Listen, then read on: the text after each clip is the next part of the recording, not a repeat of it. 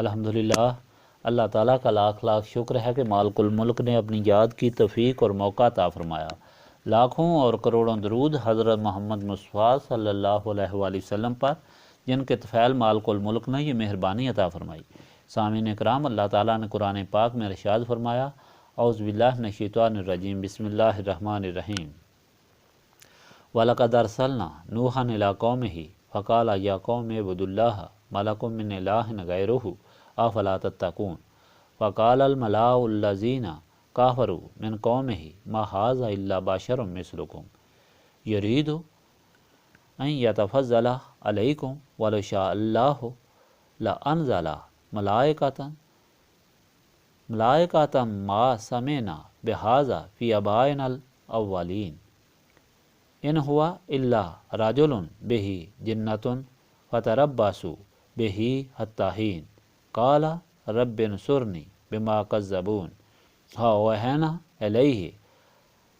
أَنِ اصْنَعِ الْفُلْکَ بِأَعْیُنِنَا وَوَحْیِنَا فَإِذَا جَاءَ أَمْرُنَا وَفَارَتِ النُّورُ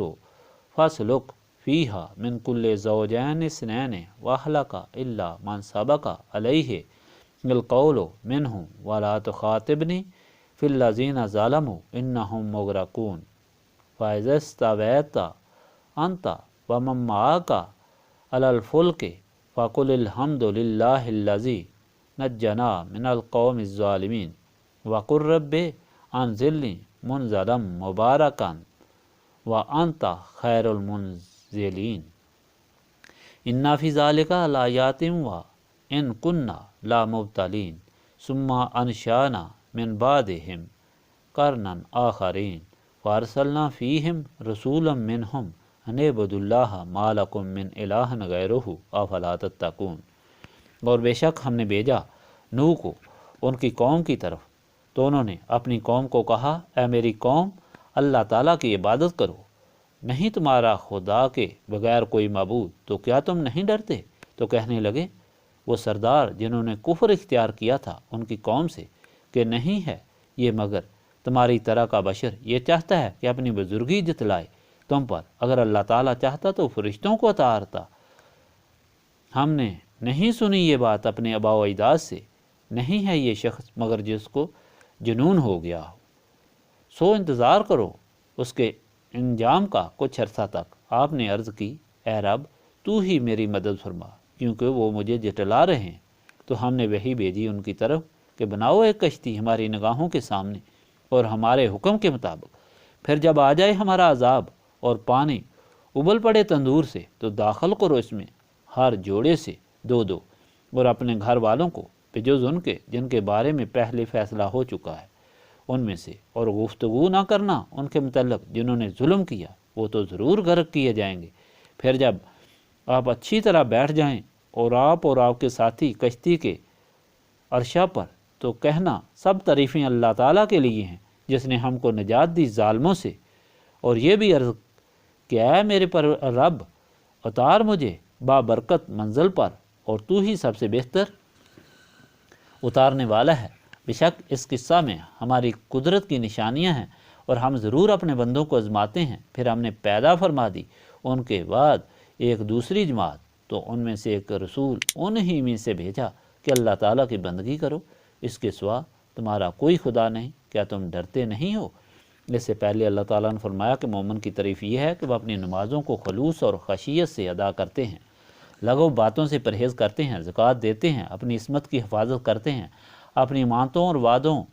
کی حفاظت کرتے ہیں۔ اللہ تعالیٰ کے یہ بندے اللہ تعالیٰ کے محبوب ہوتے ہیں، اور یہ جنت کے وارث ہیں۔ اور وہ لوگ جو اللہ تعالیٰ کے حکم کے خلاف زندگی گزارتے ہیں ان کے لیے جہنم ہے۔ اور مشرکین جو مرنے کے بعد زندہ ہونے کا انکار کرتے ہیں، انہیں اپنی تخلیق پر غور کرنا چاہیے۔ جو اللہ تعالیٰ اول پیدا فرماتا ہے وہ دوبارہ بھی پیدا فرما سکتا ہے، وہ ضرور اٹھائے گا قیامت کے دن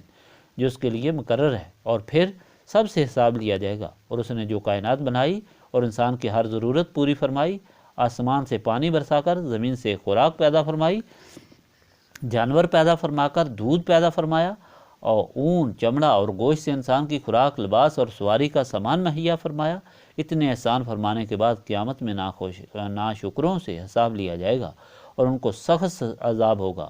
ان کے ساتھ اس کے ساتھ آپ کو بتایا تھا کہ اس عذاب سے وہی بچیں گے اور اللہ تعالیٰ کی نعمتوں سے وہی مستفید ہوں گے جو مومن ہیں، اور مومن وہ ہے جو حضور پاک صلی اللہ علیہ وآلہ وسلم کے حکم کے مطابق، جو حضور پاک صلی اللہ علیہ وآلہ وسلم کو جان، مال، اولاد، ماں باپ سے زیادہ عزیز رکھتا ہے، اس کو نسبت رسولی صلی اللہ علیہ وآلہ وسلم حاصل ہوتی ہے، جس سے اس کے دل و دماغ روشن ہو جاتے ہیں، اس کو نماز، روزے، زکوٰۃ اور حج کرنے کی تکلیف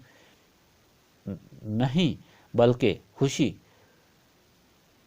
کرنے کی تکلیف نہیں بلکہ خوشی، سرور اور کیف حاصل ہوتا ہے۔ وہ اللہ تعالیٰ کے راستے میں مر مٹنا اپنی سعادت سمجھتا ہے۔ گویا نسبت رسولی صلی اللہ علیہ وآلہ وسلم یہ عظمت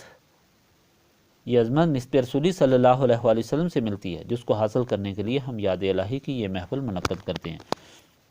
آج کا فرمان بھی اسی ہدایت کو واضح کرنے کے لیے گزشتہ تاریخ بیان کرتا ہے کہ اپنے دادا نوح کی تاریخ کو دیکھو کہ آپ کو ہدایت کے لیے بھیجا گیا، مگر قوم کے سرداروں نے اپنی عزت خطرے میں دیکھ کر یہ کہا کہ یہ جھوٹ کہتا ہے، اپنی اہمیت بڑھانے کے لیے۔ اگر اللہ تعالیٰ نے ہدایت کے لیے کسی کو بھیجنا ہوتا تو فرشتے کو بھیجتا، یہ تو ہماری طرح کا انسان ہے۔ نوح نے تنگ آ کر دعا کی، الہی یہ لوگ نصیحت حاصل کرنے کے بجائے مجھے جھٹلاتے ہیں، تکلیفیں دے رہے ہیں، اب تو مدد فرما۔ تو پھر اللہ تعالیٰ نے اپنے رسول کی مدد فرمائی، حکم ہوا کشتی بناؤ، اور پھر پانی جب زمین سے ابلنے لگے تو ہر چیز کا جوڑا اس میں رکھو، اپنے اہل و عیال جو تابع دار ہیں ان کو بھی اس میں سوار کرو، اور جب سب پانی میں غرق ہو جائیں تو اللہ تعالیٰ کا شکر ادا کرو جس نے آپ کو ظالموں سے نجات دی، اور اللہ تعالیٰ کے سامنے عرض کرو کہ اب آپ کو دنیا میں ہی اعلیٰ طریقہ پر رکھے، کیونکہ وہی قدرت کاملہ کا مالک ہے۔ اس طرح وہ اپنی قدرت کا اظہار کرتا ہے اور اس طرح اپنے رسول بھیجتا ہے، ان کے تابع داروں کی مدد فرماتا ہے اور گستاخوں کو نیست و نابود کرتا ہے۔ نوح اور دوسرے انبیاء کا ذکر آپ پہلے سن چکے ہیں کہ کس طرح جن لوگوں نے رسولوں کی اطاعت کی انہوں نے نجات حاصل کی، اور جنہوں نے بغاوت کی وہ غرق اور تباہ ہو گئے۔ گویا بار بار یاد دلایا جاتا ہے کہ نسبت رسولی صلی اللہ علیہ وآلہ وسلم یعنی رسول پاک صلی اللہ علیہ وآلہ وسلم کی کامل اطاعت ہی نجات کا ذریعہ اور شیطان اور نفس سے بچنے کا ذریعہ ہے۔ اس لیے ہم یہاں بیٹھ کر یاد الہی کرتے ہیں تاکہ ہمارے سینے صاف ہو کر نسبت رسولی صلی اللہ علیہ وآلہ وسلم حاصل کرنے کے قابل ہو جائیں، اور ہم اللہ تعالیٰ کے بندے اور رسول پاک صلی اللہ علیہ وآلہ وسلم کے غلام بن جائیں۔ اللہم صلی علی سیدنا محمد وعلی آلہ وصحبہ صلاۃ تکون لنا امان من کل خوف۔ ربنا آتنا فی الدنیا حسنۃ وفی الآخرۃ حسنۃ وقنا عذاب النار۔ لا الہ الا انت سبحانک انی کنت من الظالمین۔ ربنا لا تزغ قلوبنا بعد اذ ہدیتنا وہب لنا من لدنک رحمۃ انک انت الوہاب۔ انت ولی فی الدنیا والآخرہ توفنی مسلما والحقنی بالصالحین۔ ربنا لا تزغ قلوبنا بعد اذ ہدیتنا وہب لنا من لدنک رحمۃ انک انت الوہاب۔ اللہم انک عفو تحب العفو فاعف عنی یا غفور یا غفور یا غفور۔ استغفر اللہ العظیم الذی لا الہ الا هو الحی القیوم واتوب الیہ۔ ربنا تقبل منا انک انت السمیع العلیم وتب علینا انک انت التواب الرحیم۔ سبحانک ربک رب العزۃ عما یصفون وسلام علی المرسلین والحمد للہ رب العالمین۔